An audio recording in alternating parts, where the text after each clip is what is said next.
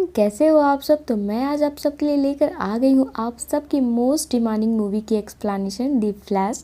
तो चलिए बनाए किसी देरी के मूवी की एक्सप्लेनेशन का शुरू करते हैं। तो बेसिकली फ्रेंड्स, फ्लैश के इस मूवी में ना हम फ्लैश पॉइंट वाले टाइमलाइन को देखने वाले हैं। तो जो लोग हमारे चैनल पर फ्लैश सीरीज़ की एक्सप्लेनेशन शुरू से फॉलो करते आ रहे होंगे ना, उन्हें ये फ्लैश वाली मूवी बड़े ही आसानी से समझ में आने वाली है। पर जो लोग नए व्यूवर्स हैं, डोंट वरी, मैं कोशिश करूंगी कि मूवी के सारे पॉइंट्स को मैं अच्छी तरीके से यहाँ पर क्लियरली एक्सप्लेन कर सकूँ। मूवी की शुरुआत गौतम सिटी से होती है, जहाँ पर अचानक से भूकंप के झटके पैदा हो रहे होते हैं। साथ ही उसी वक्त कुछ चोर बैंक में चोरी भी कर रहे होते हैं। तो फिर क्या था, बैटमैन खुद चोरों के पीछे निकल जाता है और भूकंप से लोगों को बचाने के लिए फ्लैश को बुला लेता है। फ्लैश, जिसकी स्पीड बिजली के झटके से भी ज़्यादा तेज है, पलक झपकते ही फ्लैश पृथ्वी के एक छोर से दूसरे छोर तक भी जा सकता है।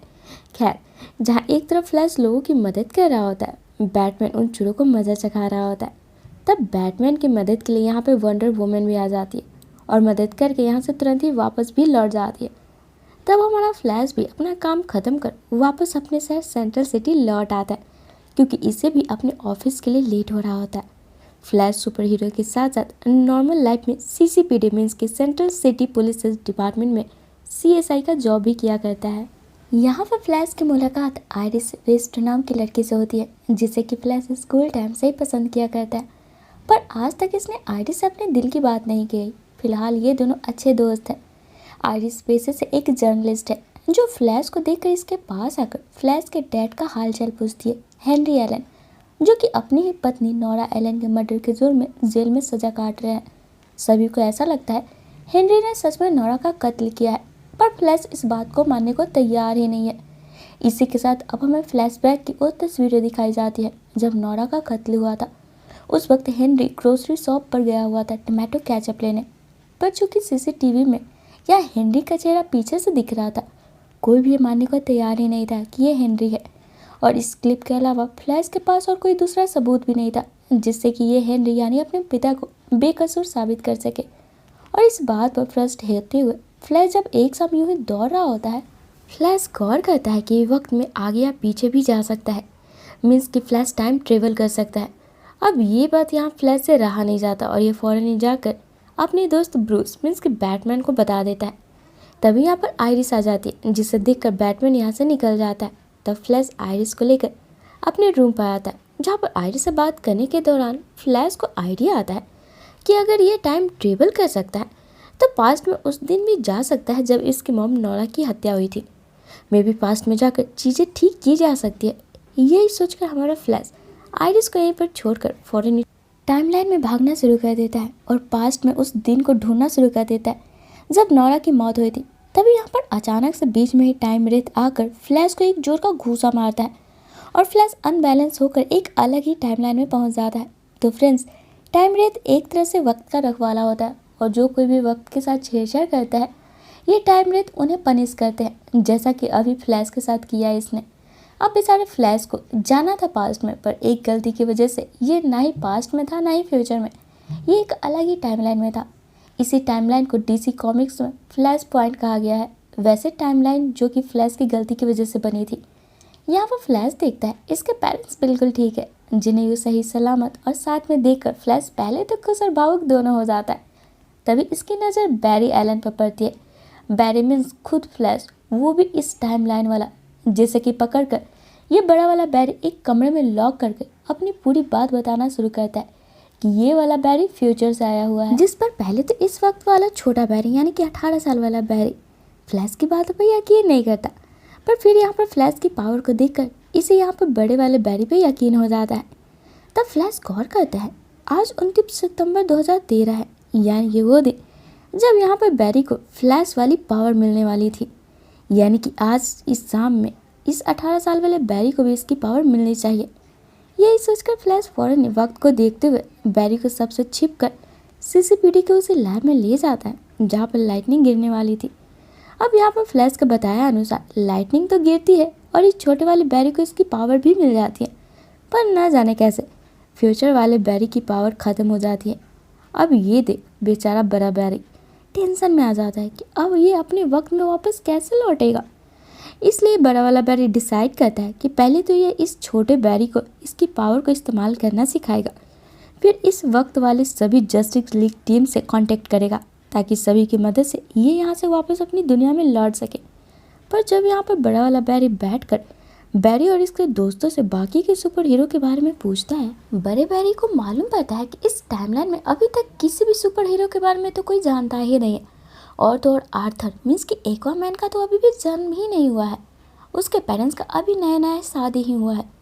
जिसे सुनकर अब यहाँ पर बड़े फ्लैश को अचानक से ब्रूस मीन्स बैटमैन का याद आता है, पर वो इस टाइमलाइन में है या नहीं कंफर्म करने के लिए बड़ा बैरी छोटे बैरी के साथ गौथम सिटी पहुंचता है, जहां पर लकीली इनकी मुलाकात बैटमैन से हो जाती है। जिसे देख बड़ा बैरी अपनी पूरी बात इसे बताना शुरू करता है कि कैसे पास्ट में अपनी मॉम नोरा के मरने वाले इंसिडेंट को रोकने आया था, जहां फ्लैश ने कैचअप नोरा के बैग में डालकर हेनरी को घर से जाने से रोक दिया था और नोरा की मौत भी रोक दी थी। और इसी वजह से टाइमलाइन में इतनी बड़ी गड़बड़ी हो गई कि फ्लैश अपने टाइमलाइन में जाने के बजाय इस नए टाइमलाइन में आ गया। इसलिए इसे अब यहाँ पर से किसी भी हालत में वापस अपने टाइमलाइन में जाना है। पर इससे पहले यहाँ पर बड़ा बैरी जब छोटे बैरी के साथ गौतम सिटी आ रहा था, इसने टीवी पर जनरल जोड को देखा। वो क्रिप्टोन से यहाँ पर पृथ्वी पर अपनी फौज लेकर आया हुआ है। जनरल जोड का कहना है कि कई साल पहले पृथ्वी पर उसकी एक अमानत आई थी। जनरल जोड को वही चाहिए, वरना ये इस प्लैनेट को तबाह कर देगा। तो फ्लैश के मुताबिक कई साल पहले इस प्लैनेट पर तो सुपरमैन आया था, मतलब कि जनरल जोड को उसकी तलाश है। पर सुपरमैन आखिर इस टाइमलाइन में कहाँ है, उसे जल्द से जल्द ढूंढना होगा, वरना ये जनरल जोड सच में बहुत ही खतरनाक शख्स है। अब ये सुन बैटमैन अपनी सोर्सेज से मालूम कर साइबेरिया पहुंचता है, जहाँ पर एक अनजान स्पेसशिप गिरी थी, जिसे कि साइबेरियन सिपाही ने अपने कब्जे में कर लिया था।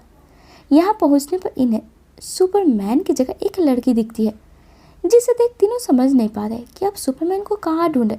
पर चूंकि इस लड़की की हालत बहुत ही खराब थी, फ्लैश इसे अपने साथ उठा लेता है और साइबेरियन सैनिकों से बचते हुए ये लोग आखिरकार जैसे ही नीचे बेसमेंट से ऊपर सूरज की रोशनी में आते हैं, ये लड़की सीधे हवा में उड़ने लगती है और एक एक करके साइबेरियन सिपाही को मार गिराती है।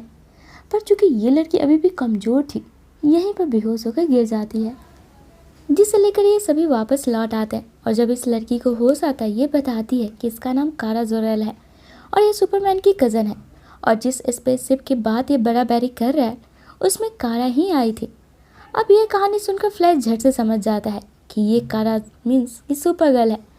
तब यहाँ पर बड़ा बैरी फौरन छोटे बैरी को बोलकर सुपर गर्ल को छत पर सूरज की रोशनी में भिजवाता है, क्योंकि सुपर गर्ल को सूरज की रोशनी से पावर मिलती है। जहाँ सुपर गर्ल जैसे तंदुरुस्त होती है, ये सीधे जनरल जोड को देखने पहुँचती है, जहाँ पर सुपर गर्ल देखती है कि जनरल जोड पृथ्वी पर अटैक करने की पूरी तैयारी में है। वहीं इधर फ्लैश बैटमैन को खुद के लिए एक ऐसी मशीन तैयार करने को बोलता है जिससे कि इसकी पावर वापस लौट सके, क्योंकि इस टाइमलाइन को फ्लैश, बैटमैन और सुपर गर्ल तीनों मिल चुके हैं। इसलिए अब इस फ्लैश मीन्स कि बड़े बैरी को अपने वक्त में लौट जाना चाहिए। जिसे सुनकर बैटमैन बड़े बैरी के लिए मशीन तो तैयार कर देता है, इसे ऑन भी करता है, पर इसका कुछ खास फर्क बैरी पर नहीं पड़ता है। तभी यहाँ पर सुपर गर्ल आती है और बड़े बैरी को अपनी गोद में उठाकर सीधे ऊपर आसमान में नेचुरल बिजली का झटका दिलवाने ले जाती है और फिर वापस से नीचे लाकर रख देती है।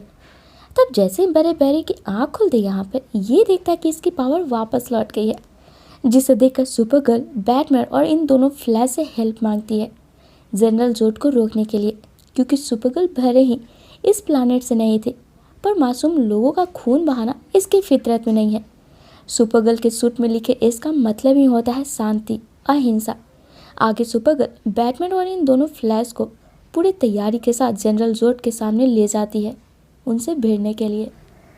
जहाँ सुपर गर्ल जनरल जोड से भिड़ पड़ती है, बैटमैन ऊपर आसमान से अपने बैट स्पेसशिप से ऊपर से ही जनरल जोड के सिपाहियों को ख़त्म कर रहा होता और हमारे दोनों फ्लैश अपनी स्पीड और लाइटिंग बोल्ट से नीचे सब संभाल रहे होते। चूँकि छोटे फ्लैश का ये पहला फाइट था, इसे डर तो बहुत लग रहा होता, पर बड़े फ्लैश के गाइडेंस में छोटा फ्लैश भी कमाल दिखाने से अपना पीछे नहीं हट रहा होता है। पर अफसोस इतने एफर्ट लगाने के बाद भी दोनों फ्लैश मिलकर सुपर गर्ल और बैटमैन दोनों में से किसी को नहीं बचा पाते, जिसे देखकर छोटा फ्लैश बड़े फ्लैश को लेकर टाइम ट्रेवल कर वक्त में पीछे आकर वापस से सबको बचाने बोलता है, जिससे सुन दोनों फ्लैश वक्त में पीछे आते हैं। इनकी लड़ाई वापस से चलती है, पर इस बार भी दोनों फ्लैश सुपरगर्ल और बैटमैन को बचा नहीं पाते हैं, जिसे देख बड़ा फ्लैश समझ जाता है कि इन्हें अब टाइमलाइन में ज़्यादा छेड़छाड़ नहीं करना चाहिए। पर छोटा फ्लैश अब कहाँ रुकने वाला था। ये करीबन 5 से 6 बार वक्त में पीछे जा जाकर चीज़ें ठीक करने की कोशिश करता है, पर अफसोस किसी न किसी तरीके से बैटमैन और सुपरगर्ल मारे ही जाते हैं। अब इस चक्कर में पूरा टाइमलाइन ही अस्त व्यस्त होने लगता है, जिसे देखकर बड़ा बैरी समझ जाता है कि पास्ट में आकर नोरा की जान बचाने का डिसीजन कितना गलत था।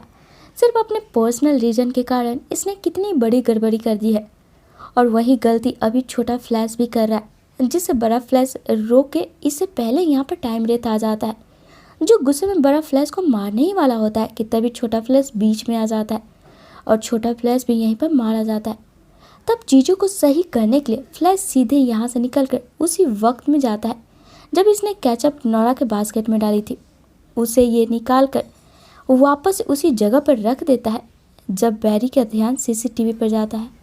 अब यहाँ पर सीसीटीवी को देखते हुए बैरी इस बार नोरा की जान बचाने के बजाय कैचअप को ऊपर वाले रेक पर रख देता है कि इस बार जब हेनरी इसे लेने आए तो एटलीस्ट इस सीसीटीवी में उसका चेहरा साफ साफ दिखे और हेनरी को यहाँ पर नोरा के मौत से इल्ज़ाम से कम रिहाई तो मिल जाएगी। इतना कर बैरी वापस अपने वक्त में लौट जाता है और भागता हुआ सीधे कोर्ट पहुँचता है, क्योंकि आज ही हेनरी का नोरा वाले केस को लेकर आखिरी हियरिंग थी, जिसमें हेनरी को उम्र कैद की सज़ा सुनाई जाने वाली थी। पर जैसा कि पास में जाकर बैरी ने कैचअप को ऊपर वाले रेक पे रख दिया था, सीसीटीवी के फुटेज में अब हेनरी का चेहरा साफ साफ दिखने लगा था, जिसकी वजह से हेनरी को बाइज्जत रिहाई मिल जाती है, जिस पर बैरी काफ़ी खुश होता है। पर साथ में आसपास की चीज़ों को नोटिस भी करता है कि पास्ट में इसने जो बदलाव किया है उसके कारण इस वक्त में कोई बड़ी सी बदलाव तो नहीं हुई है ना, जहाँ वैसे तो सारी चीज़ें पहले जैसी होती है सिवाय एक चीज़ के। इस वक्त वाला बैटमैन बदलकर फ्लैश पॉइंट वाला बैटमैन इस टाइमलाइन में आ जाता है। और इसी के साथ ये मूवी यहीं पे ख़त्म हो जाती है।